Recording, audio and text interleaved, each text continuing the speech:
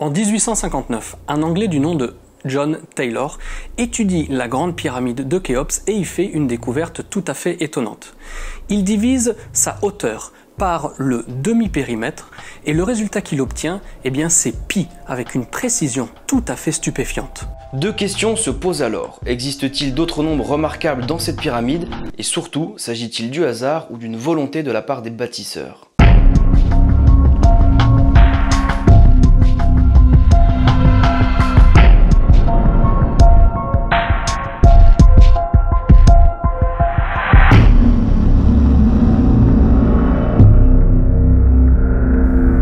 La pyramide de Khéops est debout depuis plus de 4500 ans et sa faculté à traverser les temps est absolument incroyable, d'autant plus qu'elle a été construite à une époque où on ne connaissait pas encore la roue.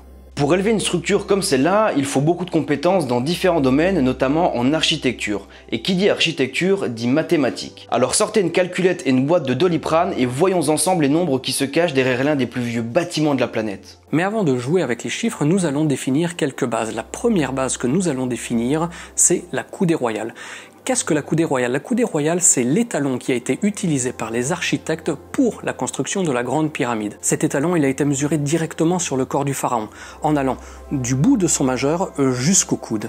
C'était une manière pour le pharaon de se rapprocher de son futur tombeau dans la mesure où l'étalon utilisé à sa construction a été mesuré directement sur son corps. La valeur de la coudée royale, elle a été déterminée en 1925 par le Geographic Survey of Egypt à 0,5235 mètres. L'égyptologue Jean-Philippe Loher, lui, a déterminé la dimension de la coudée royale à 0,5236 mètres, dimension qui est confirmée par l'astronome grec Eugène Antoniadi. Pour ce qui est des architectes modernes, dont Jean Dormion, la valeur de la coudée royale est déterminée à 0,5235 mètres. Visiblement, tout le monde n'est pas d'accord sur la dimension exacte de la coudée royale, mais comme vous pouvez le constater, les différences sont de l'ordre du dixième de millimètre, ce qui aura un impact sur les calculs qui vont suivre quasi insignifiant.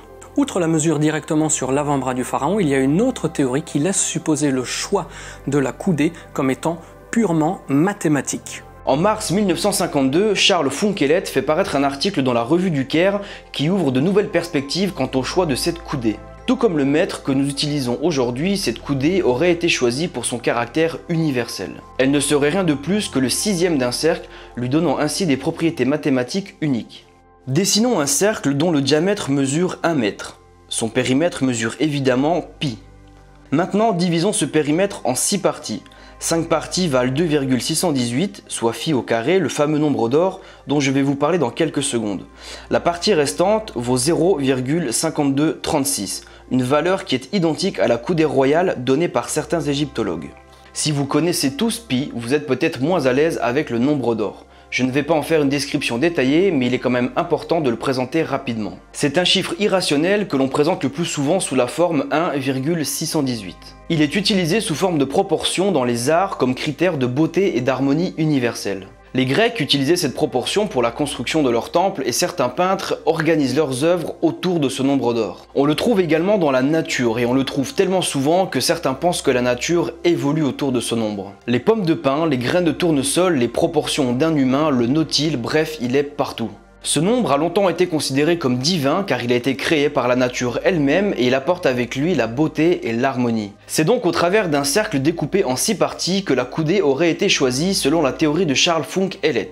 Les égyptologues n'arrivant pas à se mettre d'accord, c'est la valeur de 0,5236 mètres que nous avons choisi pour les calculs. Sachez que prendre la valeur de la coudée exprimée par un égyptologue ou par un autre ne fait varier les résultats que de manière insignifiante. La précision reste quoi qu'il arrive stupéfiante. Maintenant que nous avons défini la valeur de la coudée royale, passons aux choses sérieuses. Dans les nombres cachés dans la grande pyramide de Khéops, nous retrouvons plusieurs constantes mathématiques. Et commençons maintenant par pi. Si on soustrait le demi-périmètre à la hauteur de la pyramide, on obtient une valeur égale à 100 fois pi, avec un rapport d'erreur de seulement 0,0002%. Si on soustrait la hauteur à la moitié de la base, on obtient 10 fois pi, avec un rapport d'erreur tout aussi stupéfiant de 0,0002%. Si on divise le demi-périmètre par la hauteur, on obtient cette fois-ci pi, avec un rapport d'erreur de 0,04%. Il y a de nombreuses autres opérations qui permettent de faire figurer la constante pi, mais pour le moment, nous nous contenterons de ces trois-là. Comme la théorie de Charles Funk-Ellet relie la coudée, pi et le nombre d'or, il ne serait pas étonnant de trouver également le nombre d'or sous différentes formes dans la pyramide.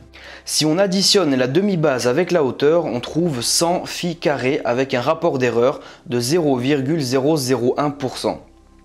Si on divise l'apothème par la demi-base, on obtient phi avec un rapport d'erreur de 0,03%. Si on divise l'apothème par la hauteur, on obtient la racine carrée de phi avec un rapport d'erreur de 0,02%. Comme pour pi, il y a beaucoup d'autres opérations qui permettent de faire apparaître le nombre d'or, mais nous allons nous contenter de celle-là. Je pense que vous avez compris le principe. Je me demande si ça a vraiment du sens de faire autant de calculs pour essayer de trouver pi et phi. Est-ce que ça montre une vraie intention de la part des bâtisseurs? J'en sais rien, mais si j'ajoute d'autres constantes aux deux précédentes, est-ce que ça va t'aider à décider? Vas-y. Ok, par contre, c'est à partir de maintenant que les allergiques aux mathématiques doivent s'accrocher un peu. Si on prend 2 fois l'arête et qu'on la divise par la base, on obtient la constante de Brin avec un rapport d'erreur de 0,02%. Ok, là il va falloir un petit peu plus d'explications, je pense. C'est un théorème qui a été énoncé par le mathématicien norvégien Viggo Brin en 1919. Ok, et qu'est-ce qu'il dit ce théorème? Quoi? C'est chiant, c'est ça? C'est la somme de la série des inverses des nombres premiers jumeaux. Ok, c'est bon, enchaîne. Si on réalise l'opération 2 fois l'arête plus la base et qu'on divise le résultat par le demi-périmètre, on obtient la constante de Ramanujan-Soldner avec un rapport d'erreur de 0,005%. J'imagine que c'est encore une explication super compliquée que personne ne va comprendre.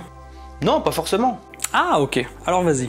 C'est le seul zéro strictement positif de la fonction logarithme intégrale. Oui, ok, mais là je pense qu'on est en train de perdre tous les gens qui n'ont pas fait maths sup, maths spé, donc ok, on va continuer, mais il va falloir y aller un petit peu plus doucement, ok? Ok, alors, si on divise l'apothème par la base, on obtient la constante d'Aladi-Grinstead avec un rapport d'erreur de 0,01%. Ok, pas la peine de l'expliquer celle-là. T'as fini maintenant? J'en ai une dernière qui est bien tirée par les cheveux si tu veux. Bon, bah tant qu'à faire. Si on prend la base et qu'on la divise par le résultat de phi fois la coudée, on obtient la constante de Neper fois 100 avec un rapport d'erreur de 0,04%. Bon, j'espère qu'on a fini là parce que ça devient vraiment dur. Ok, on s'arrête là. Donc tu vois, on a réussi à isoler 6 constantes mathématiques importantes avec une très grande précision. Et il y en a probablement encore beaucoup d'autres à découvrir dans la Grande Pyramide. Mais moi je pose toujours la même question, est-ce que ça veut dire que tout cela était intentionnel? Toi t'en penses quoi par exemple? Pas grand chose, mais tu sais, il n'y a pas que des constantes mathématiques dans cette pyramide, il y a aussi d'autres données scientifiques. Mais je pense qu'on va garder ça pour une autre vidéo. Ah mais carrément. Bon, on va vous laisser cogiter avec tous ces chiffres et on vous donne rendez-vous vendredi midi sur la chaîne Mysteria pour le 2e numéro consacré au nombre caché de la Grande Pyramide de Khéops. D'ici là, il vous reste 2 choses à faire. La première, évidemment, de vous abonner à la chaîne Mysteria pour ne pas rater le 2e épisode et, si vous ne l'avez pas encore fait, bien évidemment, de vous abonner à cette chaîne, de vous abonner à Planet Raw. D'ici là, gardez l'esprit ouvert et gardez la passion. Ciao ciao.